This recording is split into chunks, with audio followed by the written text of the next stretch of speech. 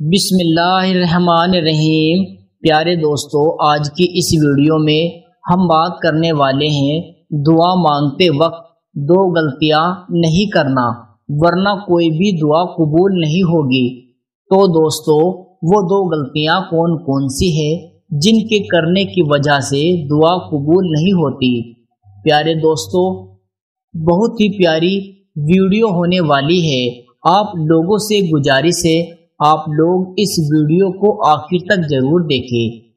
Video شروع کرنے سے پہلے اگر آپ میرے یوٹیوب چینل پر نئے آئے ہو تو ہمارے یوٹیوب چینل کو سبسکرائب کر کے بیل آئیکن ضرور دبا لیں۔ اس ویڈیو کو لائک بھی ضرور کریں اور زیادہ سے زیادہ شیئر کر کے اپنے کچھ قریبی دوستوں تک ضرور پہنچائیں۔ تو آئیے شروع کرتے ہیں آج کی اس ویڈیو کو۔ پیارے دوستو، وہ دو غلطیاں جن کے کرنے سے دعا قبول نہیں ہوتی وہ کون کون سی ہیں، آئیے ہم آپ کو بتاتے ہیں۔ پیارے دوستو، دعا کے بارے میں آتا ہے کہ دعا کرنا بھی عبادت ہے۔ دعا کے بغیر عبادت کا مزہ نہیں ہوتا۔ دوستو، جو بندہ دعا نہیں کرتا اس کے دل کو سکون نہیں ملتا۔ دعا کے اندر اللہ پاک نے سکون رکھا ہے، امید رکھی ہے۔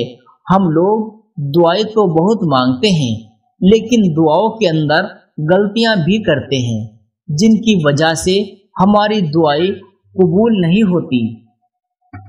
پھر ہم اللہ پاک سے شکایت کرتے ہیں کہ ہماری دعائیں قبول کیوں نہیں ہوتی۔ تو دو ایسی غلطیاں ہیں جو اکثر ہم دعاؤں میں کرتے ہیں جن کی وجہ سے ہماری دعا قبول نہیں ہوتی۔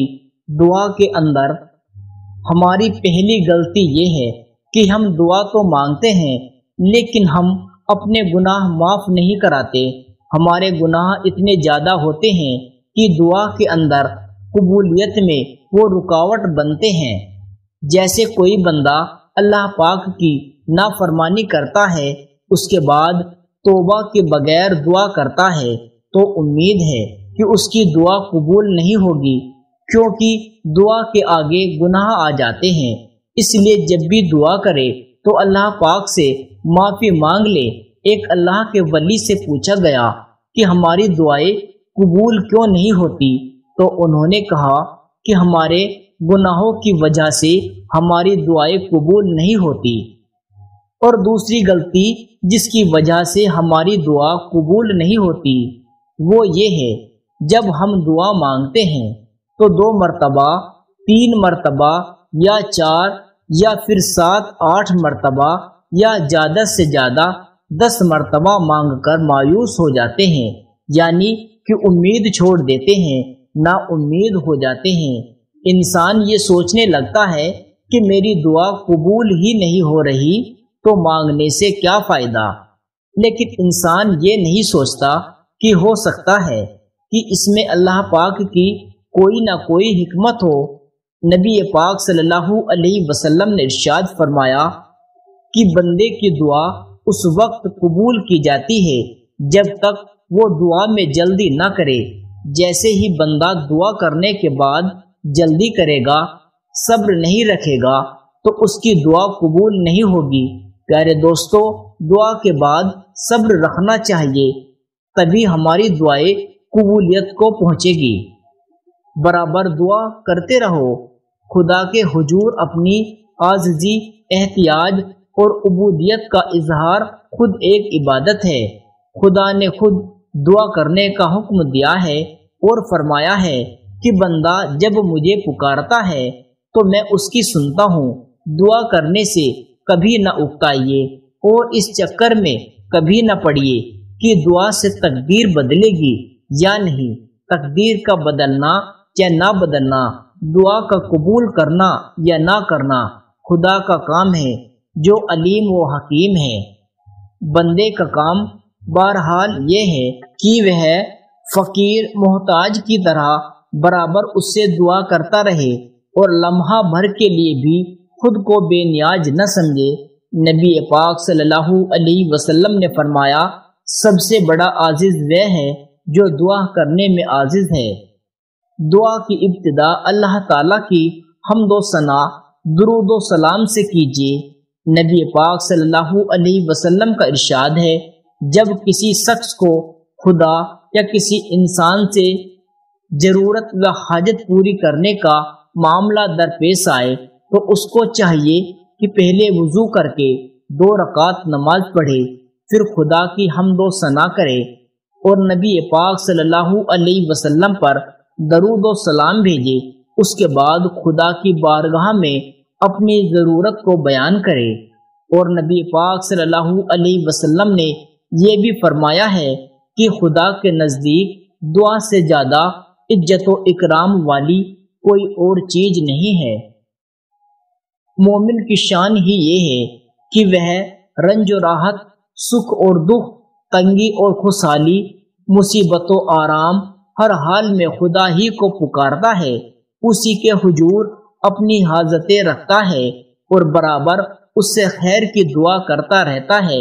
نبی پاک صلی اللہ علیہ وسلم کا ارشاد ہے، جو شخص خدا سے دعا نہیں کرتا خدا اس پر غضبناک ہوتا ہے۔ دعا کی قبولیت کے معاملے میں خدا پر پورا بھروسہ رکھیے۔ اگر دعا کی قبولیت کے اثرات جلد ظاہر نہ ہو رہے ہوں تو مایوس ہو کر دعا چھوڑ دینے کی کبھی غلطی نہ کیجیے۔ قبولیت دعا کی فکر میں پریشان ہونے کی بجائے صرف دعا مانگنے کی فکر کیجیے۔ حضرت عمر رضی اللہ تعالی عنہ فرماتے ہیں، مجھے دعا قبول ہونے کی فکر نہیں، مجھے صرف دعا مانگنے کی فکر ہے۔ جب مجھے دعا مانگنے کی توفیق ہو گئی تو قبولیت بھی اس کے ساتھ حاصل ہو جائے گی۔ نبی پاک صلی اللہ علیہ وسلم کا ارشاد ہے، جب کوئی مسلمان خدا سے کچھ مانگنے کے لیے خدا کی طرف منہ اٹھاتا ہے تو خدا اس کا سوال ضرور پورا کر دیتا ہے، یا تو اس کی مراد پوری ہو جاتی ہے یا خدا اس کے لیے اس کی مانگے ہوئی چیز کو آخرت کے لیے جمع فرما دیتا ہے۔ قیامت کے دن خدا ایک بندہ مومن کو اپنے حضور طلب فرمائے گا اور اس کو اپنے سامنے کھڑا کر کے پوچھے گا، اے میرے بندے، میں نے تجھے دعا کرنے کا حکم دیا تھا اور یہ وعدہ کیا تھا کہ میں تیری دعا کو قبول کروں گا، تو کیا تو نے دعا مانگی تھی؟ وہ کہے گا، اے میرے پروردگار مانگی تھی۔ پھر خدا فرمائے گا، تو نے مجھ سے جو دعا مانگی تھی میں نے وہ قبول کی۔ کیا تو نے فلاں دن یہ دعا نہ کی تھی کہ میں تیرا رنج و غم دور کر دوں جس میں تو مبتلا تھا، اور میں نے تجھے اس رنج و غم سے نجات بخشی تھی؟ بندہ کہے گا، بالکل سچ ہے میرے پروردگار۔ پھر خدا فرمائے گا، یہ دعا تو میں نے قبول کر کے دنیا ہی میں تیری آرزو پوری کر دی تھی، اور فلاں روز پھر تو نے دوسرے غم میں مبتلا ہونے پر دعا کی تھی کہ خدایا اس مصیبت سے نجات دے، مگر تو نے اس رنج و غم سے نجات نہ پائی اور برابر اس میں مبتلا رہا۔ وہ کہے گا، بے شک میرے پروردگار۔ تو خدا فرمائے گا، میں نے اس دعا کے بدلے جنت میں تیرے لیے طرح طرح کی نعمتیں جمع کر رکھی ہے، اور اسی طرح دوسری حاجتوں کے بارے میں بھی دریافت کر کے یہی فرمائے گا۔ پھر نبی کریم صلی اللہ علیہ وسلم نے فرمایا، بندہ مومن کی کوئی دعا ایسی نہ ہوگی جس کے بارے میں خدا یہ بیان نہ فرما دے کہ یہ میں نے دنیا میں قبول کی اور یہ تمہاری آخرت کے لیے ذخیرہ کر کے رکھی۔ اس وقت بندہ مومن سوچے گا، کاش میری کوئی دعا بھی دنیا میں قبول نہ ہوتی۔ اس لیے بندے کو ہر حال میں دعا مانگتے رہنا چاہیے۔ خدا سے ہر وقت ہر آن دعا مانگتے رہو، اس لیے وہ اپنے بندوں کی فریاد سننے سے کبھی نہیں اکتاتا۔ البتہ احادیث سے معلوم ہوتا ہے کہ کچھ خاص اوقات اور مخصوص حالات ایسے ہیں جن میں خصوصیت کے ساتھ دعائیں جلد قبول ہوتی ہے، لہٰذا ان مخصوص اوقات اور حالات میں دعاؤں کا خصوصی اہتمام فرمائیے۔ رات کے پچھلے حصے کے سناٹے میں جب عام طور پر لوگ میٹھی نیند کے مزے میں مست پڑے ہوتے ہیں، جو بندہ اٹھ کر اپنے رب سے راج و نیاز کی گفتگو کرتا ہے اور مسکین بن کر اپنی حاجتیں اس کے حضور رکھتا ہے تو اللہ تعالی خصوصی کرم فرماتا ہے۔ نبی پاک صلی اللہ علیہ وسلم کا ارشاد ہے، خدا ہر رات کو آسمان دنیا پر نزول اجلال فرماتا ہے، یہاں تک کہ رات کا پچھلا حصہ باقی رہ جاتا ہے تو فرماتا ہے کون مجھے پکارتا ہے کہ میں اس کی دعا قبول کروں، کون مجھ سے مانگتا ہے کہ میں اس کو عطا کروں، کون مجھ سے مغفرت چاہتا ہے کہ میں اسے معاف کروں۔ بے شک میرا اللہ معاف کرنے والا ہے۔